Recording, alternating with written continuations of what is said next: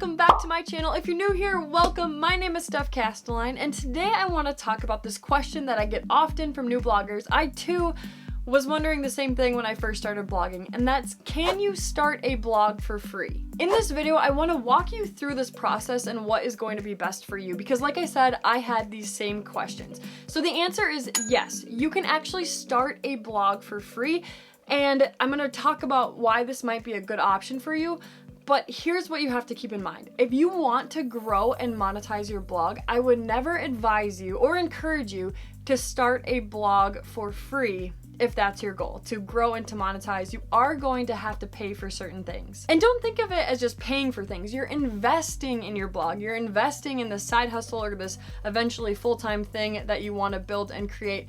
I once heard it said that when people pay, they pay attention. So when you pay for your blog, instead of just doing a free blog, you're going to pay attention to it and put in the effort and give it the attention that it needs. I currently pay $249 a year for my blog. I'm gonna show you an option that's just $35 a year, but remember, you don't have to do it all at once. I'm gonna show you some things that you absolutely need if you wanna grow and monetize your blog, but what I really wanna do is just kind of walk you through this, help you wrap your head around what this looks like and what option is gonna be best for you and if you're just starting. So let's talk about creating this free blog. There are platforms out there that offer this option, such as Wix, Weebly, WordPress.com, there's others as well. But with all of these platforms, you can build a blog and website for free. But because it's free, they of course have limitations, the most obvious being in the domain name. If you're not paying for a plan, you can't use your own custom domain name. They usually include their name within the domain name. So for example, my blog, eachdayslow.com, I purchased that domain name. I also purchased a paid plan. So when people type in eachdayslow.com, my blog pulls up. If I were just paying, well, not paying at all, if I had a free blog, my Each Day Slow, it would probably say something like this, eachdayslow.wixsite.com. So see how messy that is? It's not very professional looking, and they get to include their brand name within your domain name. And that's the same with Weebly, the same with WordPress. When you pay for a plan, you're paying to be able to connect a custom domain name. Another limitation is that they usually include ads or their brand name on your website. So sometimes it says like designed by Wix or powered by Weebly, or they'll have their ads going on your sidebar or within your website.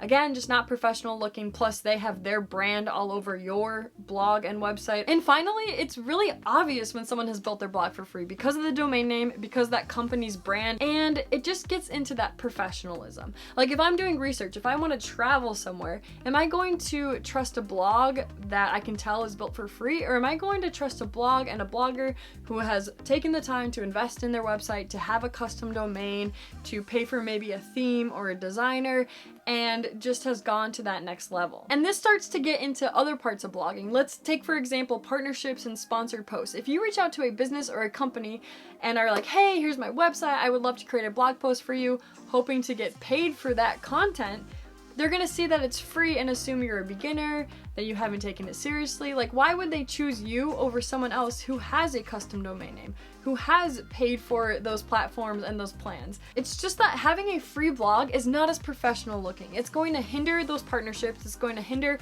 you from getting into affiliate programs, as well as driving new traffic to your blog and website. Okay, are you guys following me? I hope you can see the limitations that come with starting a free blog, and also why I don't recommend it like at all. The only time, and please hear me on this, the only time I would recommend starting a blog and going the free route is if you want to start a hobby blog. So if you don't care at all about growing or monetizing, if you just want a place for your thoughts to live, a place that you can write, a place that you can kind of call your own, you can go ahead and start a free blog. Or if you want to dabble in the blogging world, if you don't want to invest yet, if you don't want to go all in, if you don't want to spend the money and you just want to see what it's about, then you can start a blog for free. But even then, like I said at the beginning, when people pay, they pay attention. So if you're gonna go the free route and dabble, I can almost guarantee that in a few months, it'll just die off. But if you pay and you buy a domain name and you buy a hosting plan, you're more likely to invest, to keep up with it, to send people there, to make it look nice, to reach out for partnerships. You're more likely to actually build it into something when you pay. Okay, so let's get into some other options and what this payment looks like and what it means for you as a beginner. So how much does it cost to start a blog? Let's say you're a beginner, you're just starting out, you're creating your first blog. And of course, the answer depends on a variety of things. What hosting platform you go with, what is included in that, other add-ons that you buy. I'm gonna walk you guys through this and show you a little bit more. But just for context, my very first blog, when I first started out, I actually just created a video why that one failed because I'm not doing it anymore. But that blog, my very first blog that I paid for, cost me about $180. That $180 included a paid plan with Wix as well as a paid email, custom email through Wix, and a domain name with GoDaddy. Currently, and I mentioned this at the beginning of the video, but I am paying $249 for my blog and website. But that actually includes 2 blogs and websites. So you can just see how much this varies depending on what you want and what you choose, what platforms you choose to get you there. But when you're first getting started with your blog, there are 2 things that you absolutely need. The first is a hosting platform. I recommend building your website using WordPress.org. And guys, I've talked about this a ton on my channel. It's actually how I started this channel. It's not the most user-friendly. That's why I went with Wix at the beginning. But WordPress.org is the platform recommended and used by bloggers from all over the world, and it's the one that I recommend that you start to build your blog with, which means that you're gonna have to buy a hosting platform. There's a bunch of different hosting options out there. There's Bluehost, there's SiteGround, which is the one that I use. There's GoDaddy, there's WordPress.com. Again, you're gonna wanna do your own research in this, and I'll show you some of these options, but decide what's best for you and where you are. The other thing that you need when you start is a custom domain name. Again, there are a variety of options and different ways that you can purchase a domain name. That's why blogging is so confusing, because you can literally like do any mishmash of things and make it work. Some of the more popular websites to purchase domain names are GoDaddy, that's the one that I actually use. There's also Namecheap. Oftentimes your hosting platform will include an option to purchase or add on a domain name. Sometimes a custom domain name is actually included in your plan. So it's up to you to do the research, up to you to find out what is best for you. But those are the 2 things, a hosting platform because you're using WordPress.org. There's a difference between WordPress.com and WordPress.org. Remember that, you're using WordPress.org for your blog, and then also a domain name. So let's take a look at some of these prices. Like I mentioned, Bluehost is recommended for beginners because it really does have an affordable option. You can see right here, it's $295 a month. That's like $35 a year, guys.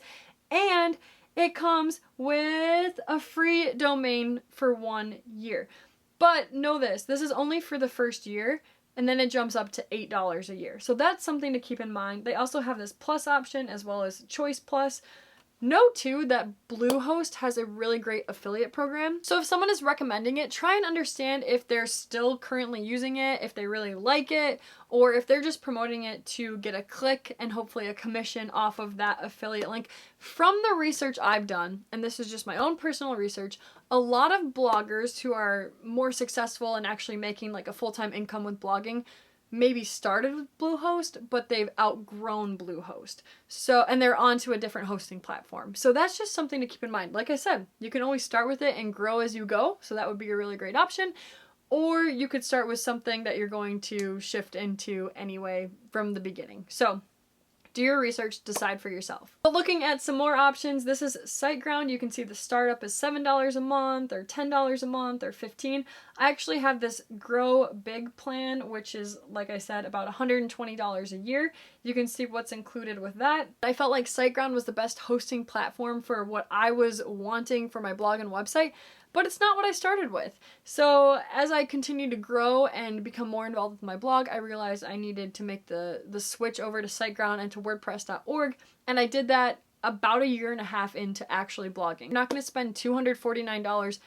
You're probably not going to spend $249 at the very beginning like I currently am. You might go with the Bluehost option and do the basic $3 a month. That would be really great if you're just getting started and still give you enough of that oomph to pay and pay attention. Another option is WordPress.com. So you have a WordPress.org blog, but you're using WordPress.com as your hosting platform. And the last one I want to show you is GoDaddy. You can actually use them as a hosting platform as well, but what I want you to see is if you do want to purchase a custom domain name, it's just $12 for the first year. That price might go up the second year, third year, and so on. But it is possible to get a custom domain name for just $12 for that first year. So those are some options for you guys, and you can start to add up the numbers in your own way. Again, depending on what's going to be best for you, how much you want to spend, what your budget is, how serious you want to take your blog, and what you're trying to do with it. Is it just something you're dabbling in and kind of writing and seeing? Or is it something that you want to create a side hustle, a potential full-time income to grow and to monetize and like have it become a part of your income stream? If that's what you want, like I've said over and over, you are going to have to invest, and that's what I recommend doing from the very beginning if you're going to start a blog, if you really want to do this thing. Now, from those two things, you've paid for your hosting platform and you've paid for your custom domain. Those are the two absolutes.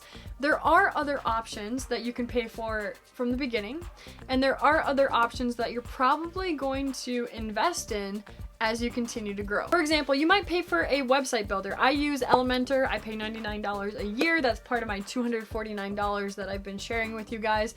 That might be something that you pay for to build your website from the beginning. And also you might pay for a theme right at the beginning because it's gonna give you that foundation of what you want your blog to look like. Maybe also legal pages. Legal pages are something that you should have on your blog from the beginning. Confession is something that I have not had on my blog and I'm currently working on right now, but it's maybe something that you also want to pay for at the beginning, especially if you are going to be taking blogging seriously. And over time and as you continue to grow, you might pay for an email service. I currently use the free version of MailChimp, which I am slowly outgrowing and going to have to pay for a paid plan soon. But that's something that every blogger will tell you is to start an email list, myself included. Also, there's plugins that you might pay for at the beginning or as you grow. Maybe someday a virtual assistant, someone who does some of the work for you online virtually. Also a Pinterest scheduler if you're using Pinterest to drive traffic to your blog or website. I use Tailwind as my Pinterest scheduler and pay for that. And maybe someday you're providing courses. You've grown your blog enough to provide courses for people and you're on a different platform paying a monthly service fee for that as well. Obviously, there are a lot of different options out there, but like I said, the very beginning, day one, you're a brand new blogger, you can start with Bluehost for $35. Now, I should have said this probably when I was talking about Bluehost. I have never used Bluehost. I can't recommend Bluehost from personal use. $35 for year one to start your blog. That's a pretty good deal if you ask me, and that's what's so great about blogging is that there isn't a huge overhead cost. Let's say that you do invest a little bit more. You invest, like I did that first year, $180 a year. $180 for 1 year, you're not out that much money. If it fails, like mine failed, if you decide not to do it anymore, at least you got your feet wet, at least you got to see what it was like. And then if you want to circle back to it, like I did, you know what you're doing already. You already kind of have that foundation, you're familiar with the jargon, you're familiar with what you need to do, and you can just continue to build it from there. I hope this video helped you see where you might fit in your own blogging journey and just cleared a few things up. There's two big takeaways I want you to take from this video. The first thing is if you want to grow and monetize your blog, you are going to have to pay. And the second thing is you can pay and grow as you go. You don't have to do it all at once. You can just get started, get your custom domain name, get your hosting site, get actually consistently blogging and growing your traffic and your email list. Don't overwhelm yourself with more. Just get blogging. Pay what you need to pay to actually start blogging. Okay, you guys, I had a ton of fun on today's video. Thanks so much for being here. Be sure to like and subscribe. We are on our way to 1,000 subscribers, and I so appreciate each and every day that you show up here. I hope you have a wonderful day wherever you are. Happy blogging. Go do good things. Keep adding value to people's lives, and we'll talk to you guys later, okay? Bye.